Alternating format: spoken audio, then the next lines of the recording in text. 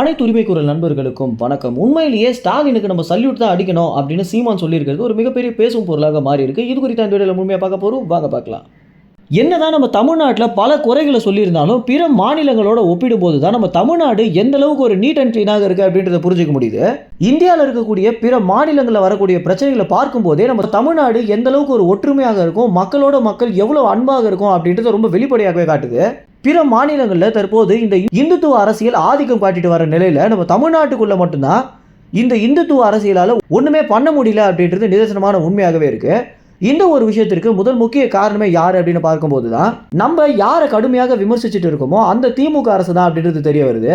எப்போ திமுகவுடைய அரசு பாஜகவோட கூட்டணி இல்லாம அரசியல் பண்ணணும் அப்படின்னு முடிவெடுத்தாங்களோ அதனுடைய ஒரு வெளிப்பாடு தான் பார்த்தீங்கன்னா தற்போது நம்ம அனைவருமே ஒரு ஒற்றுமையாக இருக்கிறதுக்கே காரணமாக இருக்கு.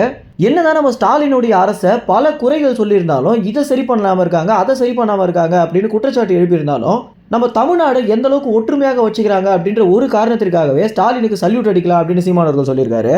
ஏன்னா ஸ்டாலின் மட்டும் பாஜக அரசோட கூட்டணி வச்சு தற்போது ஆட்சியை பிடிச்சிருந்தாரு அப்படின்னா இந்த மகாராஷ்டிரா உத்தரப்பிரதேசில் நடக்கிற மாதிரி இந்த இந்துத்துவோட ஆதிக்கம் அதிகமாக இருந்தோம் நம்ம தமிழ்நாட்டில் இருக்கக்கூடிய இஸ்லாமியர்கள் கிறிஸ்துவர்களை அவங்க அடித்து விரட்டக்கூடிய ஒரு சூழல் நிச்சயமாக ஏற்பட்டிருக்கும். இவங்க பாஜகவோட கூட்டணி வச்சுக்காம இருக்கிறதும் அதற்கு பிறகு தமிழ்நாடு மக்கள் ஒற்றுமையாக இந்த இந்துத்துவ அரசியல் தமிழ்நாட்டுக்குள்ள பெரிதாகிடவே கூடாது அப்படின்னு முடிவெடுத்து செயல்படுற ஒரு காரணத்தினாலேயே நம்ம தமிழ்நாடு பார்த்தீங்கன்னா பிற மாநிலங்களோட ஒப்பிடும்போது தலை சிறந்த மாநிலமாக இருக்கு அப்படின்றத சொல்லி ஆகணும்.